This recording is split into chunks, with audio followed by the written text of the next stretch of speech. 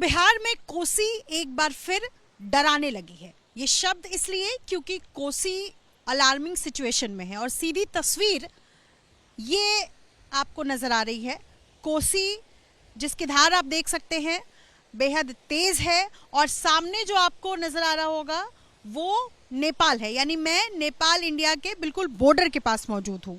और जहां इस वक्त एबीपी न्यूज़ आपको तस्वीरें दिखा रहा है सहयोगी राजेंद्र के कैमरे से, ये स्पर 10 किलोमीटर है ईस्टर्न कोसी एम्बैंकमेंट का।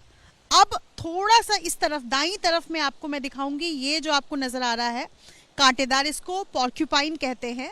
और ये इसलिए है ताकि ऊपरी इलाके से जो नीचे के इलाके में पानी कोसी का बहकर आ रहा है उसमें जो सिल्ट होता है वो पॉर्क्यूपाइन के सहारे रोका जा सके, क्योंकि इसके आगे शहर है और सुपौल, मधेपुरा और सहरसा, ये 3 जिले हैं जो सबसे ज़्यादा प्रभावित हो सकते हैं।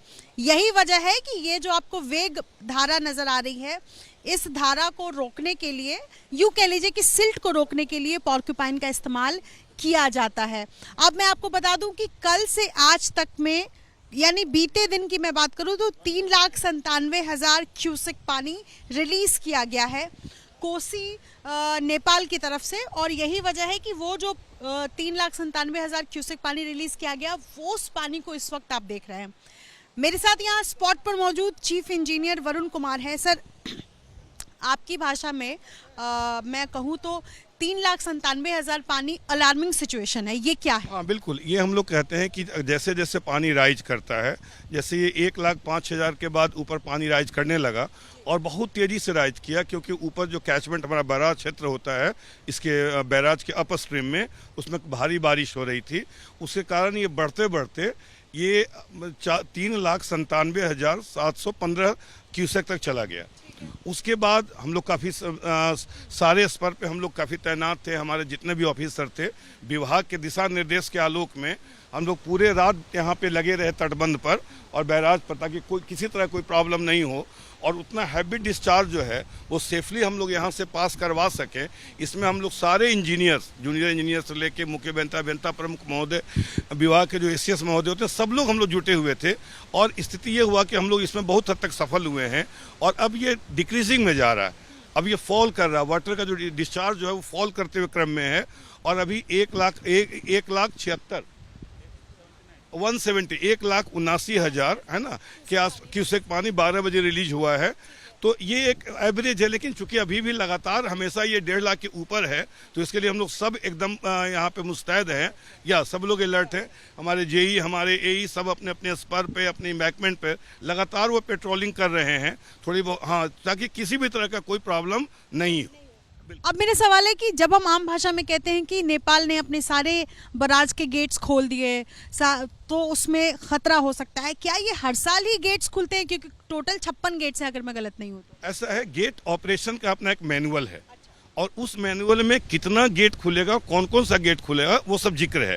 और ये डिपेंड करता है कि हम कितना डिस्चार्ज वहाँ से करवा रहे हैं, तो डिस्चार्ज के accordingly number of gates open होता है।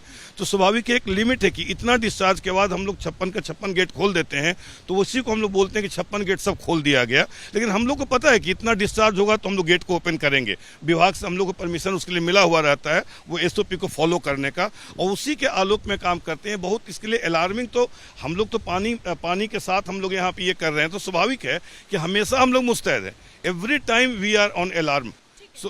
पिछले साल भी सारे गेट्स खुले थे, इस बार भी? नहीं, ऐसा हमेशा नहीं खुलता है, जैसे अभी नहीं खुला हुआ है। अभी 23 गेट्स खुले हैं ना, अभी 23 गेट्स खुले हुए हैं। चूंकि अभी डिस्चार्ज कम है, डिस्चार्ज बढ़ेगा तो कुछ और गेट्स ओपन होंगे, वो सब SOP में बुक में मेंशन किया हुआ है। क्या अभी नेपाल में ऊपरी इलाके में बारिश हो रही है? आज बारिश हो रही है, लेकिन मॉडरेट है, बहुत हाई नहीं है, मॉडरेट है ना। एक संभावना है, हम लोग अभी तो जैसे प्रेडिक्शन की बात कर रहे हैं कि हो सकता है कुछ राइज करे, तो अभी राइज करेगा तो हम लोग तो हर समय तैयार हैं, हम लोग को इसके लिए कोई दिक्कत नहीं है। लेकिन अभी थोड़ा सा अप एंड डाउन हो रहा है। बहुत शुक्रिया सर। थैंक मैं यू। आपको तस्वीरें दिखा दूं एक बार अपने सहयोगी राजेंद्र के कैमरे से। चूंकि हम जहां खड़े हैं ये 10 किलोमीटर का स्पर है, जैसा इंजीनियर साहब बता रहे थे, और ये आपको नजर आएगा कोसी का ये पूरा इलाका। चूंकि देखिए, कोसी को बिहार का शोक कहा जाता है, ऐसा इसलिए क्योंकि हर बार जब कोसी उफान पर होती है तो वो डराती है और कई कई ज़िले जो है वो तबाही का मंजर जो है वो पिछली बार भी देखने को मिला था। ऐसा कोसी का इतिहास रहा है। ये तस्वीर आपको देख, इसको कहा जाएगा कि ये अलार्मिंग सिचुएशन है। अब देखिए ये यहाँ पर इसको रोकने के लिए ये स्पर जो है वो बनाए गए, ये आप देख सकते हैं, ताकि इसको बहुत हद तक कंट्रोल किया जा सके।